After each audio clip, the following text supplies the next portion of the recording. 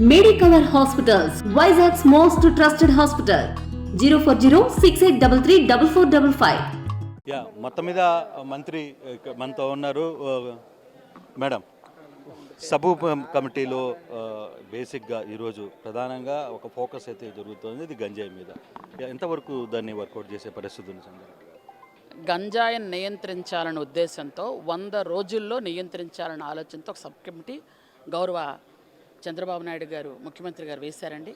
ముఖ్యంగా ఏంటంటే స్వర్ణాంధ్రప్రదేశ్గా ఉన్న ఈ రాష్ట్రాన్ని గంజాయి ఆంధ్రప్రదేశ్గా మార్చాడు ఈ సైకో జగన్మోహన్ రెడ్డి. ఎందుకంటే ఆయనకి సంపాదన తప్ప ప్రజల ఆరోగ్యం కానీ యువత భవిష్యత్తు కానీ అవసరం లేదు. ఆ దిశగా ఏంటంటే కల్తీ మద్యం కానీ ఈ గంజాయి కానీ ఇవన్నీ కూడా పెరిగాయి.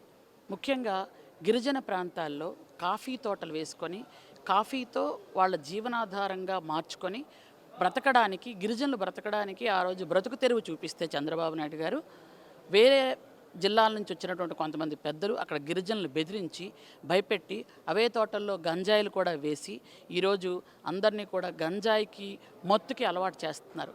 ఇలాంటి దారుణమైన పరిస్థితి ఎక్కడ కూడా మనం చూస్తుండమేమో. అందుకనే దీని మీద ఉక్కు పాదం మోపాలని 100 రోజుల టార్గెట్ అంటున్నారు. 100 రోజుల టార్గెట్లో ఇంత పెద్ద మాఫియాని కట్టడి చేసే ప్రయత్నం జరుగుతుందా? సాధ్యమవుతుందా? ప్రయత్నం చేస్తే ఏదైనా ఒక్క అడుగుతోనే వెళ్ళాలండి, ఒక్క అడుగు వెయ్యాలి. మేము ప్రయత్నం చేస్తాం, 100 రోజుల్లో ఎంతో కొంత తగ్గించే ఏర్పాటు చేస్తాం. అంటే ఒక భయం వస్తుంది, గంజాయి ఖచ్చితంగా వాడకూడదు, గంజాయి రవాణా చేసినా, గంజాయి పండించినా, గంజాయి తాగినా, గంజాయి తీసుకున్నా మనకి ఇబ్బంది పడతాము అనే ఆలోచన ఎదుటివాడికి వచ్చినప్పుడు ఖచ్చితంగా ఆటోమేటిక్గా అది 100 రోజులు అక్కర్లేదు, ఒక్క రోజులో కూడా కంట్రోల్ అవ్వచ్చండి. కాబట్టి మేము ఆ దిశగా వెళ్తాం. స్ట్రిక్ట్గా వెళ్తే ఖచ్చితంగా రాను ఖచ్చితంగా కంట్రోల్ అవుతుందండి. 100 రోజుల్లో అయితే మాత్రం మేము టార్గెట్ రీచ్ అవ్వడానికి ప్రయత్నం చేస్తాం. కమిటీ మీటింగ్లో ఉన్న సభ్యులందరూ కూర్చున్నారా? ఏదైనా మీటింగ్ వ్యవహారాల మీద సీరియస్? మొన్న కూర్చున్నాం కదండి, మళ్ళీ 1 వీక్లో కూర్చుంటున్నాం. అయితే జగన్మోహన్ రెడ్డి గారు స్పీకర్ మీద కావచ్చు, లేకపోతే స్పీకర్కి రాసిన లేఖను ఎలా చూస్తారు? నాకు అవమానం జరిగింది, నన్ను అవమానించారు అని చెప్పి ఆయన బాధపడుతున్నారు. ఆయనకి అవమానం ఏం చేయలేదండి. ఆయన వాళ్ళ ఎమ్మెల్యేలకు ఆయనే అవమానం చేసుకున్నారు. వాళ్ళు ప్రమాణ స్వీకారం చేసే వరకు ఆయన అక్కడ నిలబడలేదు, కూర్చోలేదు. ఆయన ప్రమాణ స్వీకారం చేసి వెంటనే పారిపోయారు. దేవాలయం లాంటి అసెంబ్లీలో 5 నిమిషాలు కూర్చొనే ఓపిక లేదు మీకు, ఎందుకంటే ప్రతిపక్ష హోదా. ఓకే, 175 మందిలో ప్రతిపక్ష హోదా రావాలంటే ఎంతమంది గెలవాలి? 11 మంది ఇస్తారా? అంటే ఇది మీరు 5 సంవత్సరాల్లో మీరు పరిపాలించినప్పుడు చేసినటువంటి రాజారెడ్డి రాజ్యాంగం కాదు, ఇది అంబేద్కర్ రాజ్యాంగం. కాబట్టి మాకు తెలిసిన రాజ్యాంగంలో ఉన్నటువంటి రూల్సే మేము ఫాలో అవుతాం. ముఖ్యంగా ప్రభుత్వం, చంద్రబాబు నాయుడు గారు ముఖ్యంగా ఆయన పద్ధతులు మీకు అందరికీ తెలుసు. ఏదైతే కరెక్టో అదే చేస్తారు చంద్రబాబు నాయుడు గారు.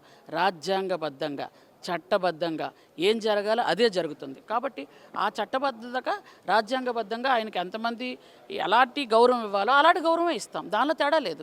ఆయన ఎమ్మెల్యేలు కూడా వైసీపీకి చెందిన ఎమ్మెల్యేలు మొదటి రోజు ప్రమాణ స్వీకారం తర్వాత 2వ రోజు రాలేదు, తర్వాత వచ్చే పరిస్థితి కూడా కనపట్లేదు అంటారు, నిజమేనా? వాళ్ళు రాలేదండి. ఎందుకంటే ఒక బీసీ, ఒక వెనుకబడిన తరగతుల్లో చెందినటువంటి అయ్యన్న పాత్ర గారిని స్పీకర్గా కూర్చుని పెడుతున్నాం.